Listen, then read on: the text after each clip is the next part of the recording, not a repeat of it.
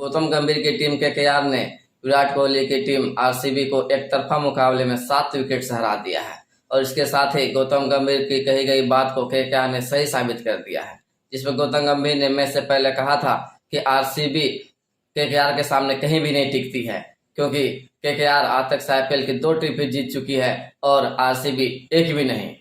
और इस बात का अंदाजा ऐसे भी लगा सकते हैं कि केकेआर आरसीबी को लगातार उसके घर में 9 साल से हरा रही है, जहां इस सीजन में हुए मुकाबले में आज से पहले 9 टीमें अपने होम ग्राउंड में कभी नहीं हारी थी। वहां आज ये रिकॉर्ड टूटा और बेंगलुरु आज ये मैच अपने होम ग्राउंड में हार गई। आरसीबी की हार का लोग सबसे बड़ी वजह विराट कोहली को मान रहे हैं, क्योंकि जहां लोग 200-250 के स्ट्राइक रेट से रन बना रहे थे, वहां विराट कोहली ओपनिंग करने आए और नॉट आउट रहते हुए 59 बॉल पर मात्र 83 रन ही बना सके, जिसमें से 4 चौके और 4 छक्के शामिल थे, मतलब 140 के स्ट्राइक रेट से। और ये जो पारी रही वो बहुत ही धीमी रही, जिसके कारण आरसीबी निर्धारित 20 ओवर में 6 विकेट पर 182 रन ही बना सकी, जिसे केकेआर ने 16.5 ओवर में 3 विकेट खोकर 186 रन बनाकर हासिल कर लिया। यह मैच आरसीबी के home ground M Chinnaswamy stadium में खेला गया, जिसमें केकेआर ने टॉस जीतकर पहले बॉलिंग करने का फैसला किया और उसका यह निर्णय सही साबित हुआ और दूसरे ओवर के अंतिम बॉल पर ही फाफ डु प्लेसिस आउट हो गए। उसे हर्षित राणा ने आउट कर दिया। डु प्लेसिस मात्र 8 रन बना सके। फाफ के आउट होने के बाद ग्रीन बैटिंग करने के लिए आए और विराट कोहली के साथ मिलकर दोनों ने 65 रनों की पार्टनरशिप की। दूसरा विकेट 8.6 ओवर में 82 रनों पर गिरा ग्रीन के रूप में। ग्रीन ने 21 बॉल पर 33 रनों की पारी खेली, 4 चौके और 2 छक्के। वो तो भला हो दिनेश कार्तिक का, जिन्होंने अंतिम ओवरों पर बहुत ही धमाकेदार पारी खेली और 8 बॉल पर ही 20 रन बना दिए, जिसमें उसके 3 छक्के शामिल थे। इसकी वजह से टीम का स्कोर 182 तक पहुंच पाया, वरना विराट कोहली की बैटिंग को देखते हुए लग रहा था कि 160 रन भी बना ले तो बहुत काफी है, क्योंकि जिस तरह से विराट कोहली ने लगभग आधा 120 बॉल पर आधा मतलब 60 बॉल उन्होंने खेला और मात्र बनाए 83 रन। तो 60 बॉल पर 80-82 रन बनाने से क्या मैच का परिणाम क्या हो सकता है, वो आप इसी से अंदाजा लगा लीजिए। केकेआर की तरफ से स्टार्क्स सबसे महंगे बॉलर है, जिन्होंने अपने 4 ओवर में 47 रन दिए, मतलब 11.8 के इकोनॉमी से। ये वही स्टार्क हैं जो आईपीएल में सबसे महंगी बोली पर खरीदे गए हैं, लेकिन इसका परफॉर्मेंस वैसा नहीं दिख रहा है।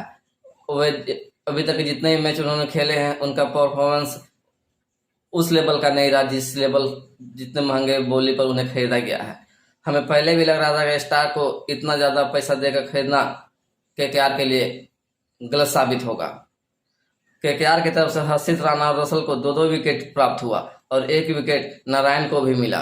आरसीबी के 182 रनों का पीछा करने उतरे केकेआर मात्र 16.5 ओवर में ही इसे हासिल कर लिया और 3 विकेट खोकर 186 रन बना डाले, जिसमें सबसे बड़ा योगदान वेंकटेश अय्यर का रहा। इन्होंने 30 बॉल पर 50 रनों की पारी खेली, जिसमें उसके 3 चौके और 4 छक्के शामिल थे। वेंकटेश अय्यर ने इस दौरान अपनी पारी के बीच में ही सबसे लंबा छक्का इस आईपीएल का जड़ दिया, 106 मीटर का छक्का। स्टार्टिंग में ही नारायण और फिलिप सॉल्ट ने केकेआर को बहुत ही जबरदस्त शुरुआत दी और नारायण मात्र 22 बॉल पर 47 रन बनाकर आउट हुए। फिलिप सॉल्ट ने भी 20 बॉल पर 30 रनों की पारी खेली। नारायण के 47 रनों पर 2 चौके और 5 छक्के शामिल थे। फिलिप सॉल्ट ने भी 2 चौके और 2 छक्के लगाए। नारायण को इस ऑलराउंडर प्रदर्शन के लिए उसे मैन ऑफ द मैच के पुरस्कार से सम्मानित किया गया। केकेआर की तरफ से उसके कैप्टन यानी कि श्रेयस अय्यर ने छक्का लगाकर इस मैच को फिनिश किया। उन्होंने 24 बॉल पर 39 रनों की पारी खेली, जिसमें उसके 2 चौके और 2 छक्के शामिल थे। आरसीबी के बॉलरों का क्या हाल रहा होगा, आप उसका अंदाजा इसी से लगा सकते हैं कि आरसीबी के जो मेन बॉलर हैं अल्जाई जोसफ और मोहम्मद सिराज, ये बहुत ही महंगे साबित हुए।